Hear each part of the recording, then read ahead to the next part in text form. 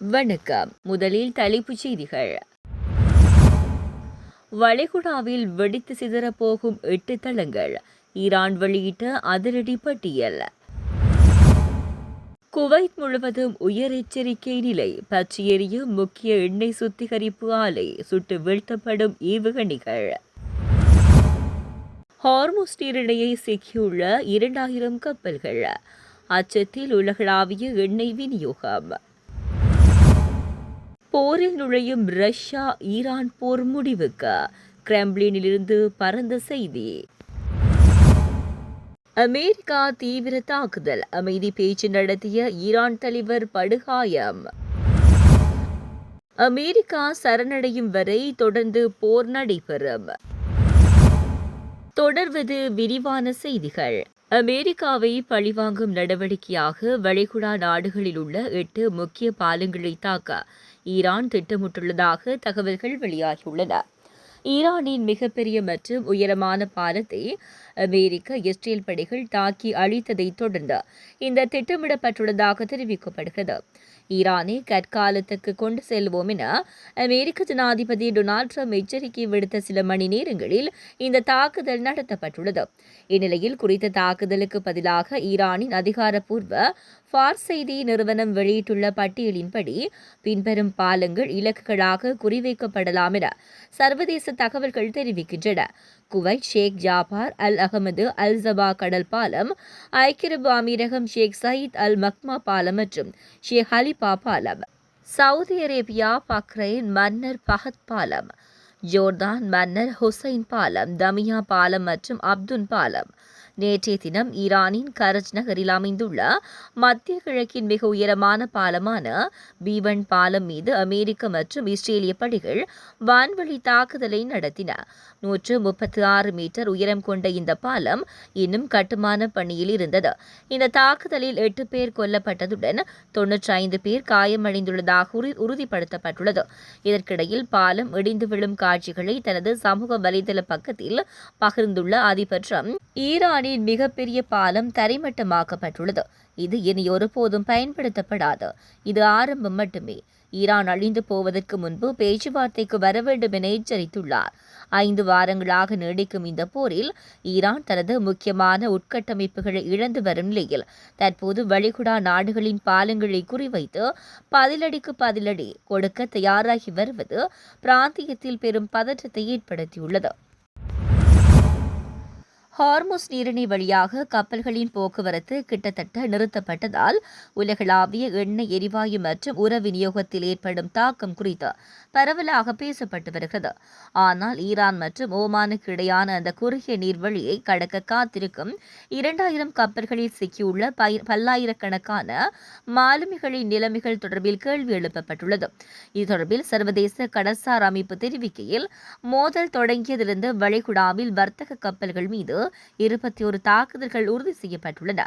இந்த தாக்குதல்களில் 10 மாலுமிகள் உயிரிழந்துள்ளதாகவும் மேலும் பலர் படுகாயமடைந்துள்ளதாகவும் சர்வதேச கடற்சார் அமைப்பு தெரிவித்துள்ளது. இந்த நெருக்கடிக்கு தீர்வு காண துண்டு துண்டான நடவடிக்கைகள் இனி போதுமானதாக இல்லை என்று அந்த அமைப்பின் பொதுச் செயலாளர் அர்செனியோ டொமிங்கஸ் கூறியுள்ளார். கப்பல் குழுவினரை பாதுகாப்பாக வெளியேற்றுவதற்கும் சிக்கித் தவிக்கும் கப்பல்கள் மற்றும் மாலுமிகளுக்கு அவசரமாக தேவைப்படும் உதவிகளை கொண்டு சேர்ப்பதற்காக மனிதாபிமான வழித்தடங்களை அமைக்க உதவுவதற்கும் அவர் ராஜதந்திர உதவியை கூறியுள்ளார். ஈரான் போரை முடிவுக்கு கொண்டு வந்து அமைதியை நிலைநாட்ட தனது பங்களிப்பை வழங்க தயாராக இருப்பதாக ரஷ்யா தெரிவித்துள்ளது. கிரெம்ளின் செய்தி தொடர்பாளர் டிமிட்ரி பெஸ்கோவ் நேற்று மாஸ்கோவில் செய்தியாளர்களிடம் கருத்து வெளியிட்ட போதே குறித்த விடயத்தை தெரிவித்துள்ளார். ஜனாதிபதி விளாடிமிர் புடின் பிராந்திய தலைவர்களுடன் தொடர்ந்து பேச்சுவார்த்தை நடத்தி வருகிறார் என்று கிரெம்ளின் செய்தி தொடர்பாளர் குறிப்பிட்டுள்ளார். தேவைப்படும் பட்சத்தில் ராணுவ சூழலை அமைதி பாதைக்கு மாற்ற ரஷ்யா உதவும் என்றும் அவர் குறிப்பிட்டுள்ளார். இதேவேளை உலக பொருளாதாரத்தை ஆட்டம் காட்ட வைத்துள்ள மூடப்பட்டுள்ள ஹார்முஸ் நீரிணையை மீண்டும் திறப்பதற்கு 40 நாடுகள் இணைந்து கூட்டு நடவடிக்கை எடுப்பது குறித்து பிரித்தானிய வெளியுறவு செயலாளர் யுவெட் கூப்பர் தலைமையில் இந்த மெய்நிகர் கூட்டம் நடைபெற்றது. இந்த கூட்டத்தில் பிரான்ஸ், ஜெர்மனி, கனடா, ஐக்கிய அரபு அமீரகம் மற்றும் இந்தியா உள்ளிட்ட நாடுகள் பங்கேற்றன. எந்த ஒப்பந்தங்களுமின்றி கூட்டம் முடிவடைந்த போதிலும் அந்த நீர்வழியை பயன்படுத்தும் கப்பல்களுக்கு ஈரான் போக்குவரத்து கட்டணங்களை விதிக்கக்கூடாது என்றும் அனைத்து நாடுகளும் அதனை தடையின்றி பயன்படுத்த அனுமதிக்கப்பட வேண்டும் என்றும் ஒருமித்த கருத்து நிலவியதாக அதிகாரிகளில் ஒருவர் தெரிவித்ததாக சர்வதேச ஊடகம் தெரிவித்துள்ளது. மத்திய கிழக்கு பிராந்தியத்தில் அமெரிக்கா சரணடையும் வரை போர் தொடரும் என்று ஈரான் ராணுவம் திட்டவட்டமாக தெரிவித்துள்ளது. போரில் ஈரான் பலவீனமடைந்து வருவதாக அமெரிக்க ஜனாதிபதி டொனால்ட் ட்ரம்ப் கூறியிருந்ததை அடுத்து ஈரான் ராணுவம் இவ்வாறு கூறியுள்ளமை முக்கியத்துவம் வாய்ந்ததாக பார்க்கப்படுகிறது. இதுகுறித்து ஈரானின் மூத்த ராணுவ அதிகாரி இப்ராஹிம் சல்ஃபாரி வெளியிட்டுள்ள அறிக்கையில், எங்களது ராணுவ வலிமை மற்றும் தளவாடங்கள் குறித்த உங்களது உளவு தகவல்கள் முழுமையானவை அல்ல. எங்களது பரந்த வியூக திறன்கள் குறித்து உங்களுக்கு எதுவுமே தெரியாது. ஈரானின் ஏவுகணை உற்பத்தி தளங்களை அமெரிக்க படைகள் அழித்துவிட்டன என ட்ரம்ப் தப்பு கணக்கு போட வேண்டாம். எங்களது ஏவுகணை உற்பத்தி மையங்கள் நீண்ட தூரம் சென்று தாக்கும் திறன் கொண்ட ட்ரோன்கள், நவீன வான் பாதுகாப்பு அமைப்புகள், மின்னணு போர் முறைமைக்கான கட்டமைப்புகள் என அனைத்தும் எவ்வித பாதிப்புமின்றி முழு அளவில் செயற்பாட்டில் உள்ளன. எனவே இதுபோன்ற தவறான அனுமானங்கள் நீங்கள் ஏற்கனவே சிக்கியுள்ள இக்கட்டான நிலையிலே மேலும் ஆழமாக்கும்.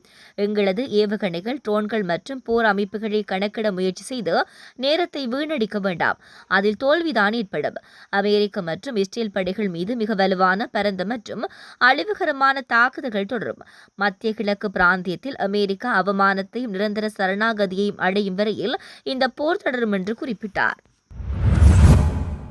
அமெரிக்கா இஸ்ரேல் கூட்டுப்படைகள் நடத்திய தாக்குதலில் ஈரானின் முன்னாள் வெளியுறவுத்துறை அமைச்சர் கமல் கிராசி உயிரிழந்தார். அமெரிக்கா இஸ்ரேல் கூட்டுப்படைகள் மற்றும் ஈரான் ராணுவத்துக்கு இடையே 35வது நாளாக போர் நீடித்து வரும் நிலையில் ஈரான் முன்னாள் வெளியுறவு அமைச்சர் கமல் கராசி அமெரிக்க துணை ஜனாதிபதி JD வான்ஸுடன் அமைதி பேச்சுவார்த்தை நடத்தி வந்தார். இந்த பேச்சுவார்த்தையில் முன்னேற்றம் ஏற்படும் என்று பெரிதும் எதிர்பார்க்கப்பட்டது. இந்த சூழலில் ஈரான் மீதான தாக்குதல்களை அமெரிக்கா இஸ்ரேல் கூட்டுப்படைகள் நேற்று முன்தினம் தீவிரப்படுத்தின. ஈரான் தலைவர் தெஹ்ரானில் உள்ள கமல் கிராஸிடம் வீட்டின் மீது தாக்குதல் நடத்தப்பட்டுள்ளது. இதில் அவர் படுகாயமடைந்தார். அவரது குடும்ப உறுப்பினர்கள் உயிரிழந்துள்ளனர் என தகவல்கள் வெளியாகியுள்ளன.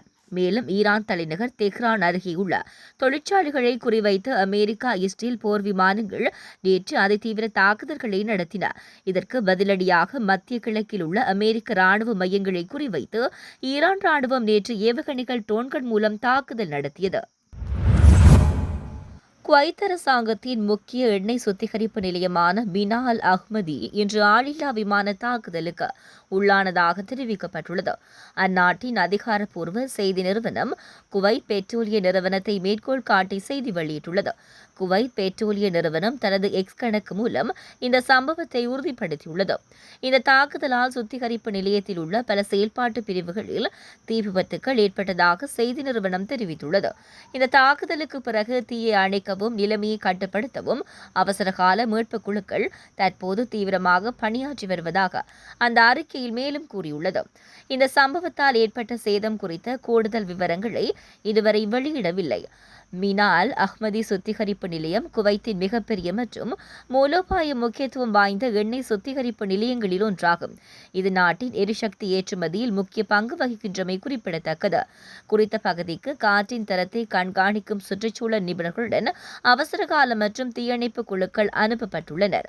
குவைத் மீது விரோத ஏவுகணை மற்றும் ஆளில்லா விமான தாக்குதல்கள் நடைபெற்று வருவதாக அரசு செய்தி நிறுவனம் எச்சரித்துள்ளது. ஈரானிய ஏவுகணைகள் இடைமறிக்கப்பட்ட சத்தம் நாடு முழுவதும் கேட்கப்பட்டதால் வானில் வெடிப்புகள் ஏற்பட்ட போது சைரன்கள் ஒலித்ததாக அந்த நிறுவனம் தெரிவித்துள்ளது.